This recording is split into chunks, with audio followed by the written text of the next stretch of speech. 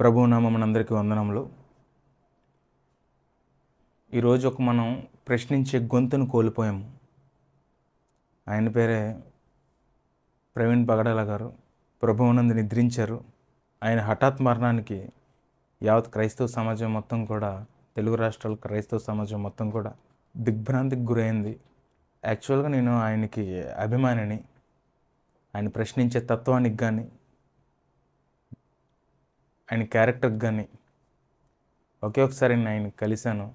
మరొకసారి కలిసే అవకాశం లేకపోయింది. ఇంకా అందరూ కూడా దీన్ని యాక్సిడెంట్ అంటున్నారు. పోలీసులు కూడా దాన్ని నిర్ధారించారు. అయితే మన సహోదరులకి మనకి కూడా అక్కడ అనుమానాస్పద మృతిగా కనిపించడం వల్ల మన సహోదరులందరూ దాన్ని అక్కడ ఉన్న పోలీసు వారికి తెలియజేయడం జరిగింది. అది ఎఫ్ఐఆర్లో కూడా ఇది అనుమానపు మరణమే అని ఎఫ్ఐఆర్ రాశారు. ప్రస్తుతానికైతే ఆయన మన మధ్య లేరు. ఆయన ఒంటరిగా పడి ఉన్న ఆ విజువల్స్ నేను చూసినప్పుడు చాలా బాధపడ్డాను. ఆయన్ని అభిమానించే వారికి ఎవరికైనా సరే ఆ బాధ ఉంటుంది. ఆ బాధలోనే ఉండిపోకుండా ఆయనలా ప్రశ్నించే తత్వాన్ని, అలాంటి జ్ఞానాన్ని మనం నేర్చుకోవాలి. ఒక ప్రవీణ్ పగడాల వెళ్ళిపోతే 1000 మంది ప్రవీణ్ పగడాల లాంటి వారు దేవుని జ్ఞానం ద్వారా జన్మించాలని నేను కోరుకుంటున్నాను. మరొక విషయం ఏంటంటే, ఒకవేళ ఇది మనం అనుమానిస్తున్నట్టుగా హత్యే అనుకుంటే దీన్ని చూస్తూ ఊరుకోకూడదు.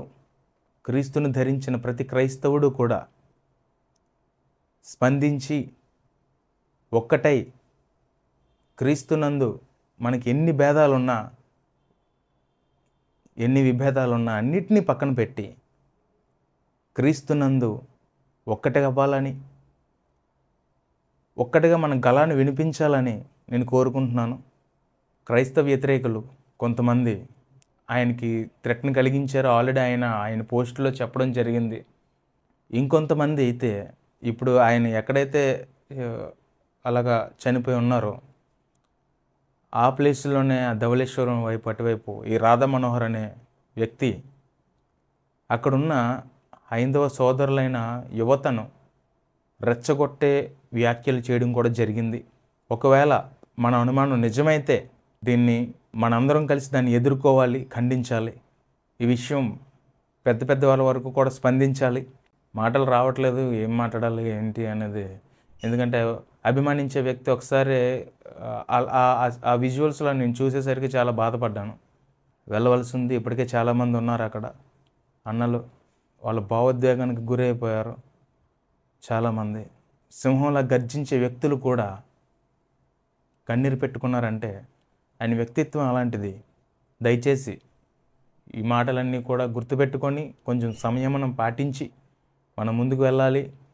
ఏదైనా తేడా వస్తే మాత్రం, మన అనుమానం నిజమైతే మాత్రం గట్టిగా పోరాడాలి. ఎందుకంటే ఈరోజు ఆయనకి జరిగింది రేపు నీకు జరగవచ్చు, వేరొకరికి జరగవచ్చు. మనకు కాదులని మనం ఊరుకుంటే మన వరకు వచ్చినప్పుడు ఎవరు రారు. ప్రశ్నించే గొంతుని కోల్పోయినందుకు చాలా చింతిస్తూ ముగిస్తున్నాను.